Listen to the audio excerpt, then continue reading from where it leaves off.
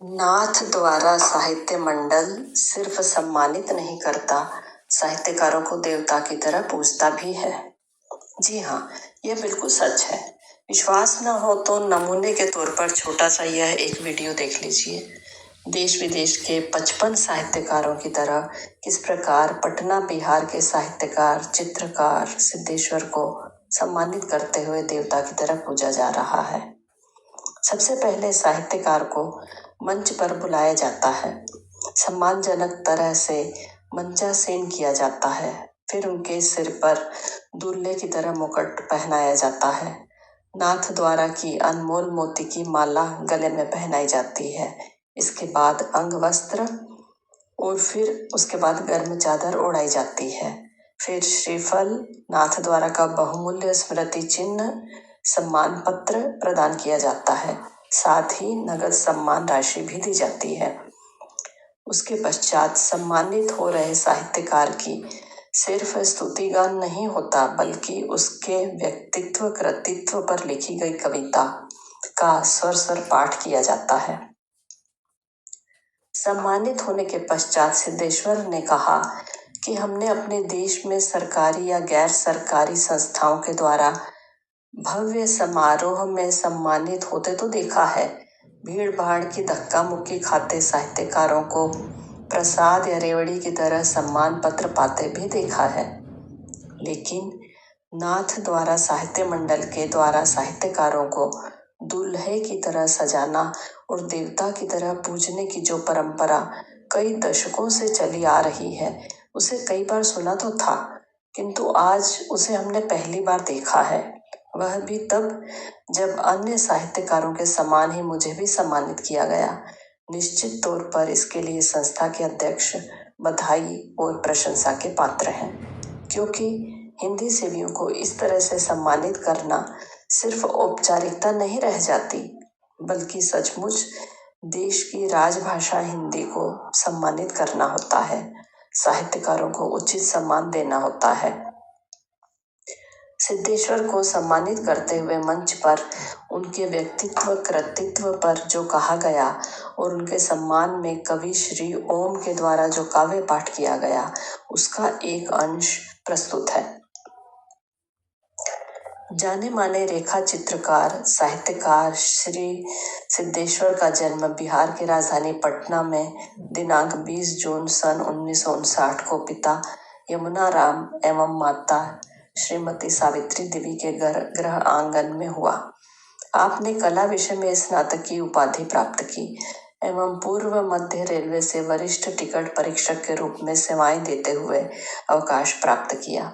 सेवानिवृत्ति के पश्चात आप साहित्य एवं चित्रांकन कला में अपनी सेवाएं प्रदान कर रहे हैं।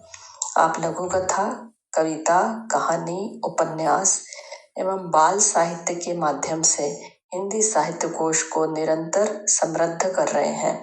बूंद बूंद सागर, साहित्य झूठ बोलता है, इतिहास झूठ बोलता है, ढलता सूरज, ढलती सांझ, भीतर का सच, कैनवास पर बिखरे मोती, सोने के पंख आदि आपकी श्रेष्ठ सद्य प्रकाशित कृतियां हैं। आपने अवसर पत्रिका का कुशल संपादन भी किया है।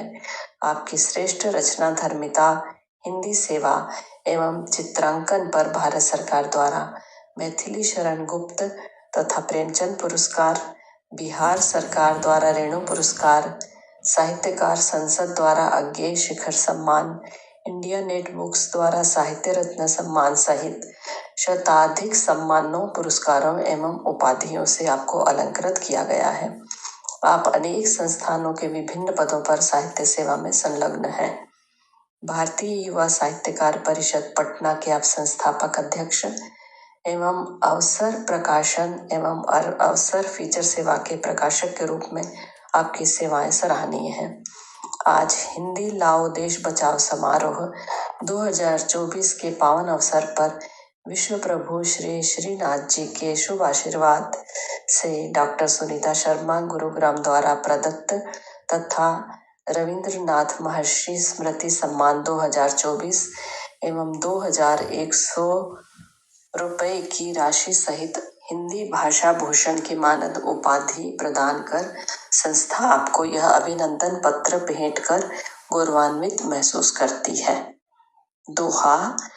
यमुना राम पिता श्री माँ सावित्री देवी, सिद्धेश्वर प्रिय पुत्र हुआ घर हिंदी सेवी, चित्रकला साहित्य सृजन कर नाम कमाया, उपन्यास लघु कथा सृजन परचम फहराया, ढलता सूरज भीतर का सच कृति मन भाई, बूंद बूंद सागर रचना कर कीर्ति कमाई।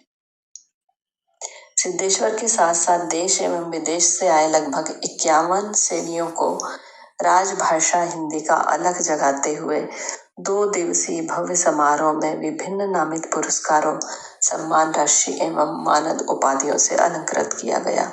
पूरे देश की यह अकेली ऐसी संस्था है जो पूरी निष्पक्षता और निर्भीकता के साथ हिंदी के प्रति असीम आस्था रखते हुए देश विदेश के साहित्यकारों के श्रेष्ठ कृतियों को नगद राशि एवं आकर्षक सम्मान पत्र के साथ विभूषित और अलंकृत करती है। इस 2 दिवसीय सम्मान समारोह में एक भव्य अंतर्राष्ट्रीय काव्य गोष्ठी के साथ साथ विभिन्न सत्रों के तहत 50 से अधिक पुस्तकों का लोकार्पण और राजभाषा हिंदी के विकास के लिए विचार गोष्ठी भी आयोजित की गई। विभिन्न विचारकों का मानना था कि हिंदी आज मातृभाषा का माध्यम नहीं है, बल्कि यह हमारी संस्कृति और हमारे संस्कारों को वहन करने वाली एक प्रक्रिया भी है। इसलिए पूरे देशवासियों को चाहिए कि हिंदी को राष्ट्रभाषा बनाने के लिए सरकार को मजबूर करें। सम्मान के क्रम में ही सिद्धेश्वर को मिला कला साधक सम्मान। मिथिलेश दीक्षित साहित्य संस्कृति सेवा न्यास के तत्वावधान में जनपद बदायूं के बिसोली नगर में इंटरनेशनल स्कूल में देश के 16 प्रांतों के साहित्यकारों का सम्मान समारोह संपन्न हुआ। समारोह की अध्यक्षता जनपद के वरिष्ठ साहित्यकार अशोक खुराना ने की। मुख्य अतिथि श्री सिद्धेश्वर, विशिष्ट अतिथि रामकृष्ण सहस्त्रबुद्धे, डॉक्टर अरशद खान, डॉक्टर राकेश चक्र, डॉक्टर श्याम स्नेही लाल शर्मा, गरिमा पूर्ण व प्रभावी संचालन नितिन सेठी द्वारा किया गया। सर्वप्रथम न्यास अध्यक्ष डॉक्टर सुधांशु ने अतिथियों का स्वागत किया और परिचय दिया। मंची उद्बोधन के बाद सम्मान समारोह हुआ, जिसमें डॉक्टर मिथिलेश दीक्षित साहित्य सांस्कृतिक सेवा न्यास द्वारा 2 साहित्यकारों को 5000 से तथा KB हिंदी सेवा न्यास द्वारा 4 साहित्यकारों को 5000, 2 साहित्यकारों को किया है। आपके अवसर पर आपने अवसर पत्रिका का कुशल संपादन भी किया है। आपकी श्रेष्ठ रचना धर्मता हिंदी सेवा एवं चित्रांकन पर भारत सरकार द्वारा मैथिली शरणगुप्त तथा प्रेमचंद पुरस्कार, बिहार सरकार द्वारा रेणु पुरस्कार, साहित्यकार संसद द्वारा अज्ञेय शिखर सम्मान, इंडिया नेट बुक द्वारा साहित्य रत्न सम्मान सहित शताधिक सम्मानों, पुरस्कारों एवं उपाधियों से आपको सम्मानित किया है। आप अनेक संस्थाओं के विभिन्न पदों पर साहित्य सेवा में संलग्न हैं। आज हिंदी लाओ देश बचाओ समारोह 2024 के पावन अवसर पर विश्व प्रभु श्री श्रीनाथ जी के शुभ आशीर्वाद से डॉक्टर सुनीता शर्मा गुरुग्राम द्वारा प्रदत्त तथा श्री रविन्द्रनाथ महर्षि स्मृति सम्मान 2024 एवं 2100 रुपये की राशि सहित हिंदी भाषा भूषण की मानद उपाधि प्रदान कर संस्था को यह अभिनंदन पत्र भेंट कर गौरवान्वित महसूस करती है। यमुना राम नाम कमाया, उपन्यास लघु कथा सृजन परचम फहराया, ढलता सूरज भीतर का सच कृति मन भाई, बूंद बूंद सागर रचना कर कीर्ति कमाई, बूंद बूंद रचना सागर कर कीर्ति कमाई। श्री सिद्धेश्वर जी, आपको 2 शब्द कहकर अपने हृदय की भाव व्यक्त करें।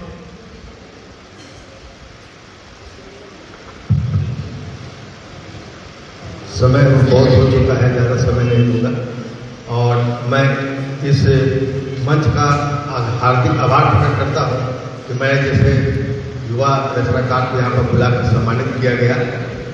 हिंदी की सेवा के लिए जो कुछ भी काम यहाँ नाथद्वारा द्वारा किया जा रहा है, मुझे याद आ रही है जब श्रीधर शास्त्री जी इस तरह के कार्यक्रम करते थे, उसी समय से मैं इस कार्यक्रम संस्था से जुड़ा हूँ और तब से आज यह देवपुरा जी जो चला रहे हैं संस्था को, बहुत बड़ी बात है। कल मुझे ट्रेन से नहीं जाना होता तो और मैं इसका आनंद उठाता।